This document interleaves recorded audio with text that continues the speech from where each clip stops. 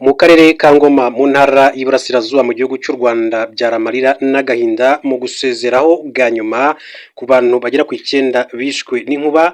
Ni inkuba rero yabakubise baza guhita basiga ubuzima nk'uko ayo makuru twagiye tunabagezaho mu byatambutse. Yari inkuru iteye ubwoba ndetse no kureba mu maso y'abantu bari bitabiriye umuhango wo gushyingura cyangwa gusezera bwa nyuma abantu bagera ku 9 baguye navuga ngo ni nk'impanuka ikomeye cyane, ariko ni mu karere ka Ngoma mu burasirazuba bw'u Rwanda abantu 9 bishwe n'inkuba bamaze gushyingurwa, ariko kandi leta y'u Rwanda ikaba yijeje ubufasha imiryango y'abo bantu. Mbabwire ko abantu 9 bishwe n'inkuba mu karere ka Ngoma bashyinguwe. Guverinoma y'u Rwanda yemerera imiryango yabo gukomeza kuyiba hafi ndetse no kuyigenera ubufasha ikeneye kugira ngo ikomeze kubaho neza. Imiryango yashyinguwe kuri uyu wa kabiri tariki ya 6 Mutarama 2026 mu irimbi rya Kiriko girereye umurenge wa Sake. Uyu muhango witabiriwe n'abaturage benshi, bayobozi barimo na guverineri w'intara y'Iburasirazuba Prudence Rubingisa, abayobozi mu nzego z'umutekano, abayobora akarere ka Ngoma n'abandi banyuranye. Tariki ya 4 Mutarama 2026 nibwo abaturage bari bavuye mu gishanga cya Jarama guhinga, abandi bavuye gusarura bakubiswe n'inkuba ibasanze hejuru imusozi ubwo bari bugamye mu nzu ikoreshwa n'imboni z'umutekano. Iyo nkuba yakubise abaturage basaga 15, abagera ku 9 bahita bitaba Imana, abandi bajyanwa kwa muganga. Umuyobozi w'akarere ka Ngoma mu burasirazuba bw'u Rwanda yitwa Niyonangira Nathalie yihanganishije imiryango y'ababuze ababo, avuga ko kuva iki kibazo cyaba ubuyobozi bukuru bw'igihugu bwababaye hafi bubaha inama zikenewe. Yashimye kandi abaturage bo mu murenge wa Jarama babaye hafi imiryango yagize ibyago bakabajyana kwa muganga kandi bakomeza no kubitaho. Ati aka kanya turakomeza kandi kwihanganisha imiryango yabuze abavandimwe, ariko nk'ubuyobozi bw'akarere twamaze kandi gusesengura imibereho y'iyi miryango. Abafite ibibazo twarabamenye, dufitemo umwana wabuze nyina kandi na papa we ntawe uhari. Ati dufitemo kandi umwana w'amezi 15 wasigaranye na se, dufitemo umusaza n'umukecuru babuze umwana n'umwuzukuru n'abandi babashamikiyeho. Ati abo bose rero turabizeza ko dukomeza kandi kubaba hafi dukurikirane imibereho yabo. Meya Niyonangira Nathalie kandi yasabye abaturage b'Ingoma kugira amakenga mu gihe cy'imvura n'igihe cy'umuyaga mwinshi cyane, abibutsa kubahiriza amabwiriza aba yaratanzwe n'inzego zibishinzwe. Umwana bo Silas wavuze mu izina ry'imiryango yabuze ababo yashimiye leta yababaye hafi kuva ibyago byaba, avuga ko inzego z'umutekano, abaganga n'abayobozi batandukanye bahise babagera bafatanya kujyana kwa muganga abatari bapfa babasha kuvurwa. Guverineri w'intara y'Iburasirazuba Prudence Rubingisa yavuze ko guverinoma y'u Rwanda yihanganishije imiryango yabuze ababo, ashimangira ko ari igihombo ku gihugu cy'u Rwanda. Yavuze ko abapfuye ari abantu bakundaga umurimo kuko n'ubundi inkuba yabakubise bavuye mu murima. Ati twibukiranye ko iyo ibi byago bitubayeho bigira n'isomo bidusigira. Ese aho twibuka ko igihe cy'imvura n'inkuba ishobora gukubita, ese twibuka ko dukangurirwa kandi kutagenda kuvugira kuri telefone mu mvura, kutugama munsi y'ibiti kuko aho hose inkuba yahagera. Ababuze ababo rero icyo nababwira, ntabwo muri mwenyine, muri kumwe na leta, muri kumwe n'abaturanyi kugira ngo rero tubabe hafi. Ati muri ibihe bikomeye cyane.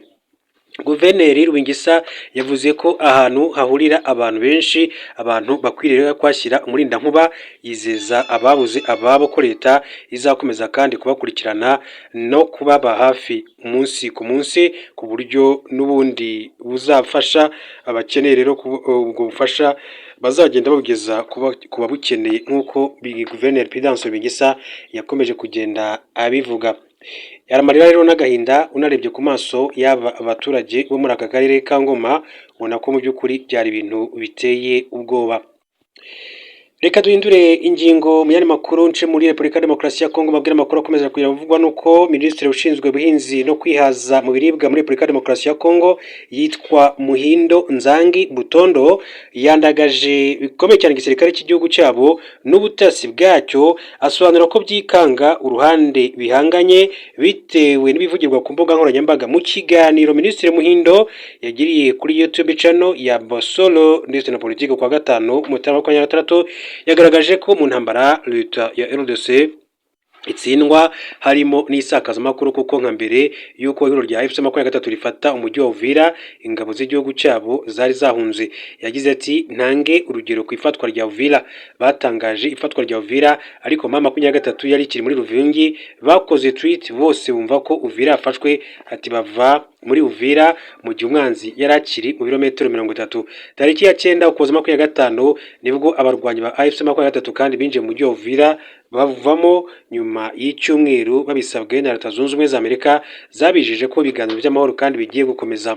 Minisitiri Muhindo yatangaje ko FC23 ifite igisirikare gikomeye ku buryo iyo Amerika itayisaba kuva mu mujyi wa Uvira ubu iba iri mu mujyi wa Kalemi mu ntara ya Tanganyika. Ati ndagira ngo nkubwire ko iyo hatabaho ubutumwa bugufi bwa Marco Rubio bwaje buvuga ngo nitwishimiye ntekereza ko tutaba turi kuvuga ibi. Ati baba bari muri Kalemi kubera ko mu nzira nta kintu kinini cyarimo. Ati tuvugishije ukuri ibyo byaduhaye umwanya wo kwitegura.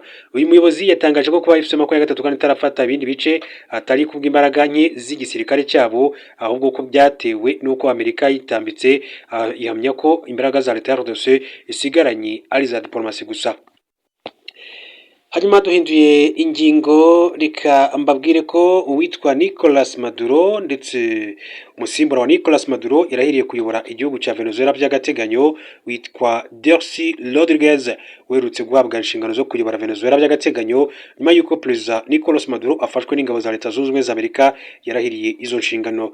Delcy Rodriguez yarahijwe nk'umukuru w'igihugu w'agateganyo wa Venezuela mu nama y'inteko ishinga amategeko yabaye kuri uwa gatandatu Mutarama 2026. Uyu mugore imyaka 56 wabaye vice perezida kuva muri 2018 yavuze ko yababajwe n'ibyo yise gushimutwa kwa Perezida Maduro n'umugore we Cilia Flores bafashwe n'ingabo za Amerika mu gitero cyagabwe mu ijoro ryo kuwa gatandatu tariki ya 3 Mutarama 2026. Nirahira kandi ryabaye nyuma y'amasaha make Nicolas Maduro agejejwe mu rukiko rw'i Manhattan akavuga ko akiri perezida wa Venezuela, ndetse yiregura hakana ibyaha byose ashinjwa birimo ibijyanye n'iterabwoba rishingiye ku bucuruzi bw'ibiyobyabwenge. Mbere y'uko Nicolas Maduro yitaba urukiko, akarama k'umutekano k'umuryango w'abibumbye kari kakoze inama y'igitaraganya yo kuganira ku bibazo bya Venezuela. Ambasaderi wa Venezuela muri Loni Samuel Moncada yavuze ko igihugu cye cyagabweho igitero cy'amasasu kidafite ishingiro ry'amategeko. Delcy Rodriguez uyu nguyu rero arahiye nyuma y'iminsi mike ahawe gasopo na Perezida Donald Trump wa Leta Zunze Ubumwe za Amerika, amusaba kwitwararika ku byemezo bireba Amerika. Ati nugira ibyo urengaho twe tuzagutwara kandi tuzagutwara mu buryo burenze ubwo twakoze uwitwa Nicolas Maduro. Duce mu gihugu cya Kenya mbabwira amakuru aturukayo ku witwa Dr William Samoei Ruto, akaba yasabye ko hajyaho igihano cy'urupfu ku bacuruza ibiyobyabwenge. Perezida wa Kenya William Ruto yasabye ko hashyirwaho igihano cy'urupfu ku bantu bacuruza ibiyobyabwenge mu rwego rwo kurinda urubyiruko rw'iki gihugu kubikoresha. Ibi yabigarutseho mu kiganiro yagiranye n'abaturage cyabereye mu ntara ya Uasin Gishu. Yavuze ko ibihano bisanzwe ku bacuruzi b'ibiyobyabwenge ndetse n'abakwirakwiza mu gihugu ntacyo bimara kugira ngo rero barandure iki cyaha. Ati gikomeje kwiyongera muri icyo gihugu cya Kenya.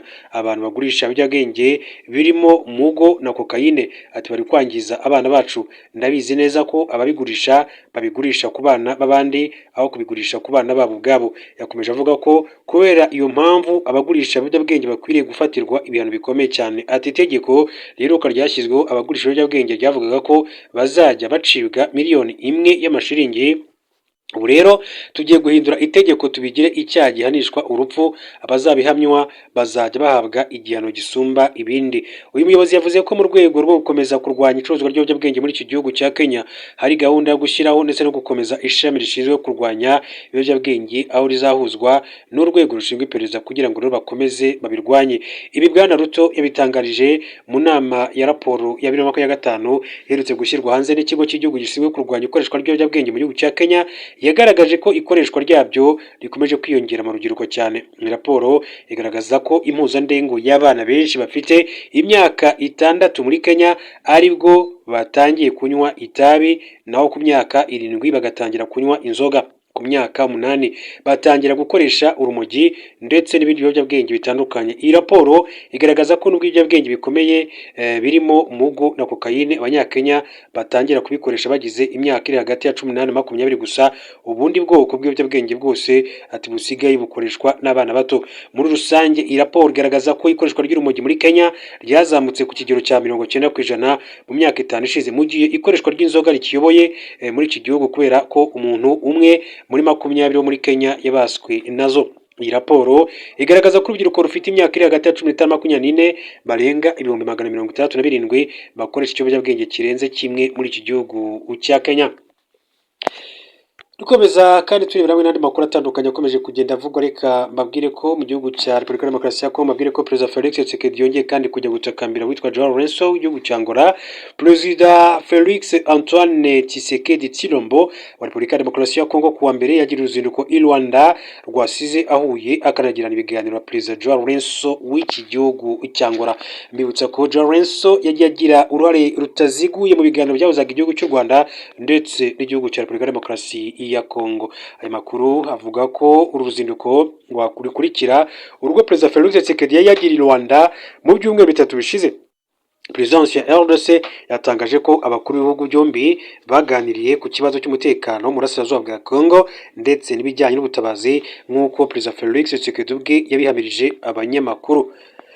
Perezida Felix Tshisekedi kandi yunzemo ko Joao Lourenço nka perezida w'umuryango wa Afurika yunze ubumwe yabonye hari ibyifuzo bishimishije yamugezaho bizamfasha kandi Kongo Kinshasa kugera kuri demokarasi iciye mu mahoro. Tshisekedi yunzemo ko abifashijwe na Lourenço yizeye ko amahoro igihugu cye kimaze igihe kirekire cyifuza azaba aya nyayo. Amakuru avuga ko Perezida Felix Tshisekedi yasabye Lourenço guhuriza hamwe abanyapolitiki muri RDC rwihishwa ndetse ko Perezida Angola yamwemereye gusubukura gahunda y'ibiganiro bigamije kugarura amahoro mu burasirazuba bwa Kongo Kinshasa. Aya makuru akomeje kugenda avugwa mu gihugu cya Kenya. Muri Kenya, umunyamuryango wa Societe Civile kuwa mbere tariki ya 5 Mutarama 2026 yagejejwe mu rukiko kubera gushyira ahagaragara amashusho ya Perezida Dr William Samoei Ruto yakozwe hifashishijwe ubwenge buhangano ni artificial intelligence. Yitwa Harrison Mumia, ni perezida w'umuryango utemera Imana muri Kenya, arashingwa gutangaza amakuru y'ibinyoma. Uyu warufunzwe kuva kuwa 5 tariki ya 2 Mutarama yarekuwe by'agateganyo nyuma yo gutanga ingwate y'amafaranga 500,000 y'amashiringi yo mu gihugu cya Kenya, no kuvuga arenga miliyoni 300 n'amafaranga 300 by'amagero. Nkuko bigaragara kandi mu nyandiko y'ibirego yasuzumwe na France na RFI, Radio Mpuzamahanga y'Abafaransa, Radio France Internationale, umushinjacyaha wa Kenya asanga ari amakuru y'ibinyoma ikwirakwizwa ryayo ryagonganye n'amategeko arwanya ibyaha by'ikoranabuhanga.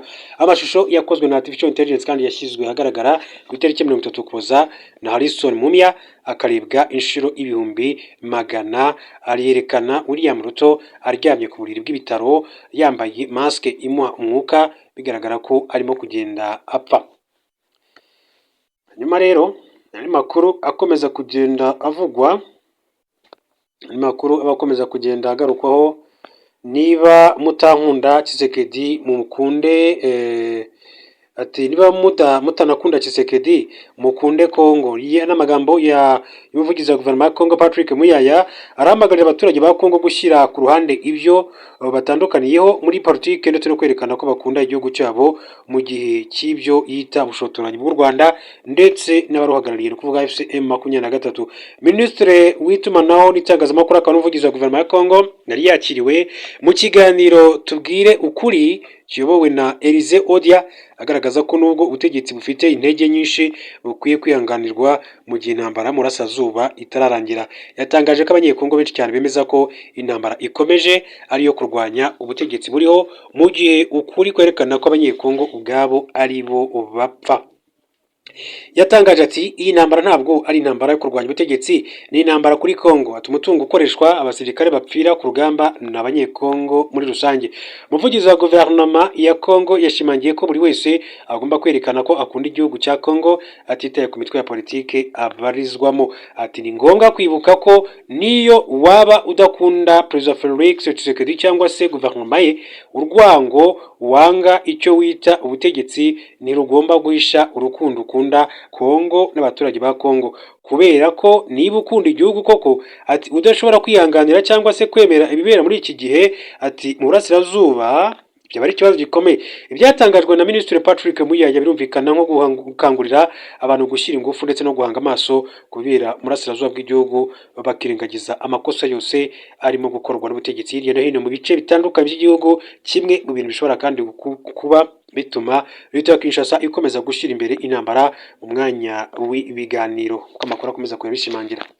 Amatora ateganyijwe ku itariki ya 15 z'uku kwezi kwa mbere 2026. Byinshi rero byakomeje kugenda bivugwa. Hari umuyobozi w'ishyaka ritavuga rumwe n'ubutegetsi bw'igihugu cya Uganda, NOP National platform ya Robert Kyagulanyi Ssentamu wamenyekanye nka Bobi Wine mu muziki w'igihugu cya Uganda. Byinshi kandi n'ubwoba bwari bwinshi cyane, hatekerezwa ko imyigaragambyo ishobora kuzaba muri iki gihugu cya Uganda, ariko ndagira mbwire ko aya makuru atugezeho n'amakuru akomeye cyane amaze gushyirwa hanze n'uwitwa Janet Museveni, ni umufasha w'umukuru w'igihugu cya Uganda, Perezida Yoweri Kaguta Museveni. Mbere gato yuko twinjira neza mu nyirizina kuri iyo nkuru ikomeje kugenda ivugwa muri iki gihugu cya Uganda, amakuru akomeye cyane, reka mbanze bahe inshamake y'amakuru n'ingenzi agezweho yihutirwa muri aka kanya kugira ngo twinjire ku nkuru nyirizina kuri Janet Museveni, umufasha wa Perezida Yoweri Kaguta Museveni mu gihugu cya Uganda.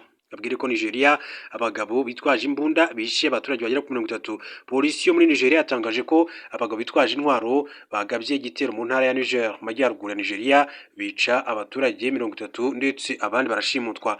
Mu itangazo umuvugizi wa polisi muri leta ya Nigeria Wasiu Abiodun yashyize hanze yagize ati abantu barenga 30 basize ubuzima mu gitero, abandi bashimuswe. Abiodun yakomeje avuga ko abagabo bitwaje intwaro binjiye mu isoko rya Kasuwane Daji riherereye mu mudugudu wa Demo, batwika amaduka ndetse bangiza ibiribwa byari birimo ibindi kandi barabyiba. Polisi ikaba yatangaje ko abagabye igitero baturutse muri parike yo mu karere ka Kabe ahakunze kuba indiri y'ayo mabandi yitwaje intwaro.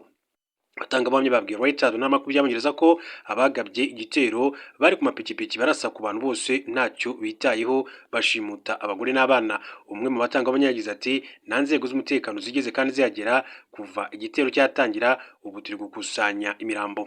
Nigeria ni kimwe mu bihugu byo muri Afurika bikomeje kandi kwibasirwa n'abajura bitwaje imbunda. Ubuzima bw'abaturage burahatikirira bikomeye cyane, nko mu Gushyingo 25 abanyeshuri 50 bashimutiwe mu ishuri ryitwa St Mary nanone kandi mu ntara Nigeria. Icyakora benshi muri bo baje gutabarwa nk'uko amakuru yakomeje kugenda abishimangira. Tukiri kandi muri iki gihugu cya Nigeria, mbabwire ko leta ya Nigeria yasobanuye impamvu artificial intelligence yifashishijwe mu ifoto ya Perezida Paul Kagame ndetse na Bola Tinubu. Leta ya Nigeria kandi yemeje ko yifashishije ubwenge buhangano artificial intelligence bwa Grok mu kunoza ifoto ya Perezida Paul Kagame ndetse na Ahmed Bola Tinubu, ariko kubidakuraho ko bombi bahuriye i Paris mu Faransa. Tariki ya 4 Mutarama 2026, Perezida Tinubu yashyize ifoto ye na Paul Kagame ku rubuga nkoranyambaga rwa X, asobanura ko bombi baganiriye ku bibazo bireba isi n'uko Afurika yagira ijambo ku ruhando rw'amahanga.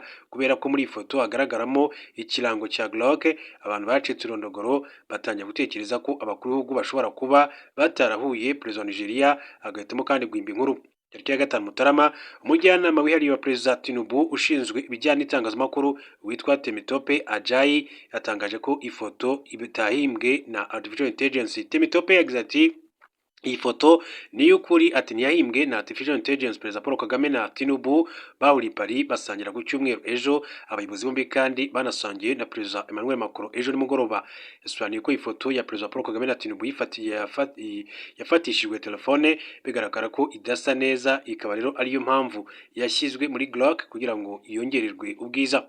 Ati iyi foto yafatishijwe telefone kandi rwose ntiyasaga neza, umufotozi yakoresheje Grok gusa kugira ngo rero ayongere ubwiza.